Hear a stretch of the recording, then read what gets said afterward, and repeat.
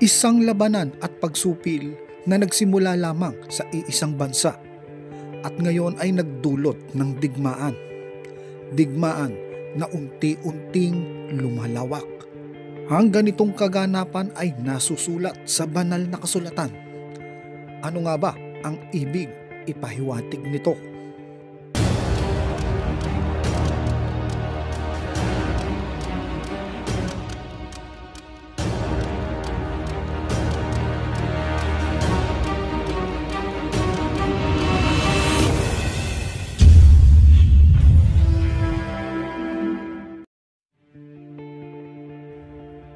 Una ay sa loob lamang ng bansang Israel.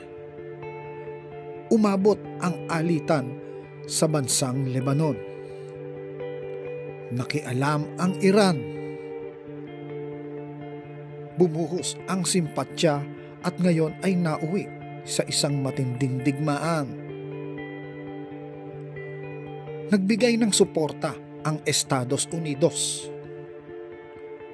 At sa pagganti ng Iran, dinamay nito ang Iraq at maging ang Qatar. Dahil may mga base militar dito ang Estados Unidos. Tila ba lumalawak ang digmaan? Marahil ay alam ng Estados Unidos ang pagganti na maaaring gawin ng Iran. At dahil dito alam niyang pwedeng masangkot sa gera ang Iraq at ang Qatar, at aayon sa kanila ito sapagkat may base militar sila dito. In the Iranian regime, Fordo, Natanz, and Esfahan. Everybody heard those names for years as they built this horribly destructive enterprise. Our objective was the destruction of Iran's nuclear enrichment capacity and a stop to the nuclear threat posed by the world's #1 state sponsor of terror. Tonight I can report to the world that the strikes were a spectacular military success. Iran's key nuclear enrichment facilities have been completely and totally obliterated. Iran, the bully of the Middle East, must now make peace. If they do not, future attacks will be far greater and a lot easier. For 40 years, Iran has been saying death to America, death to Israel.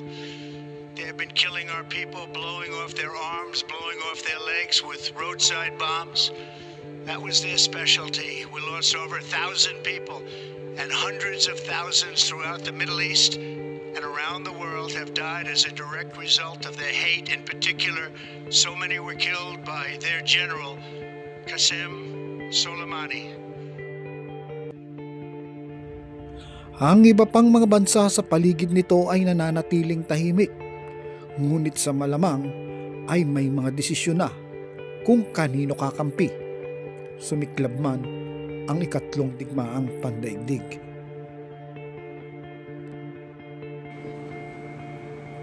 Ano ang sinasabi ng banal na kasulatan tungkol dito?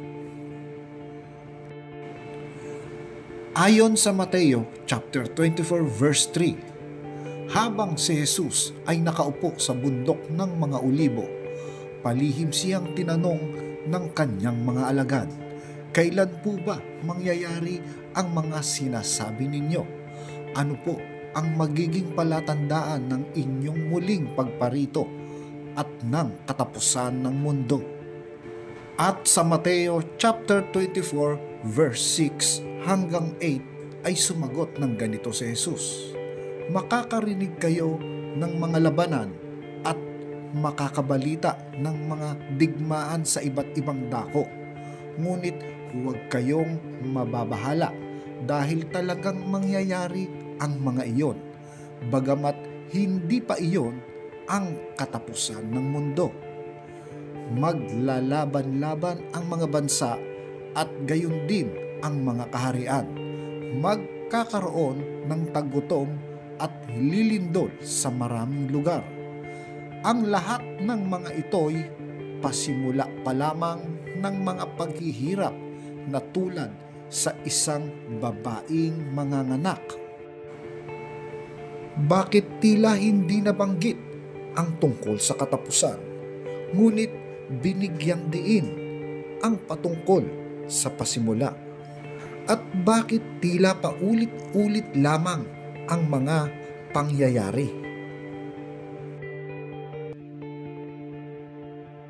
Sapagkat nasusulat ayon sa mga ngaral chapter 3 verse 1 and 8, ang lahat sa mundong ito ay may kanya-kanyang panahon, may kanya-kanyang oras, ang panahon ng pagmamahal at panahon ng pagkapuot, ang panahon ng digmaan at panahon ng kapayapaan.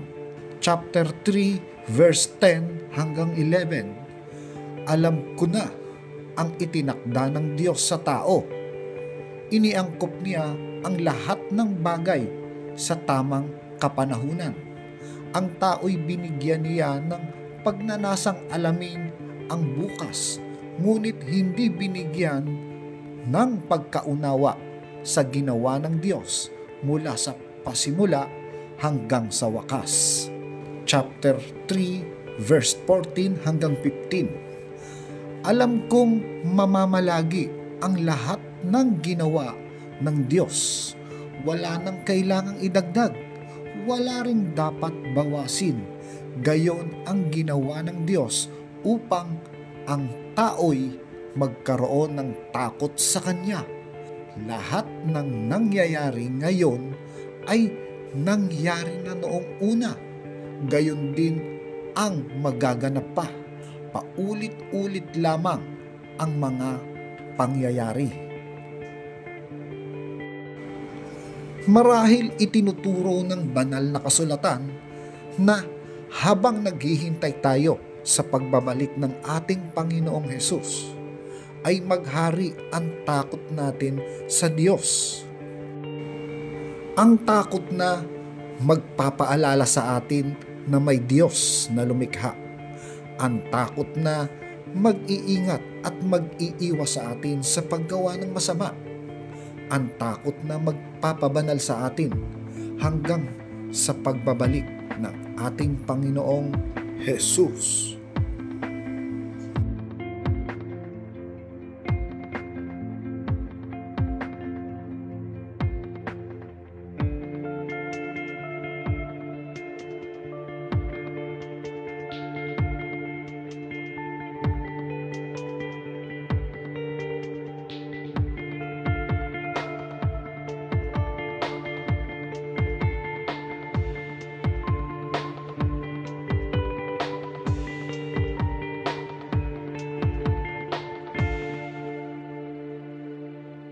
Magandang araw at magandang gabi po sa inyong lahat.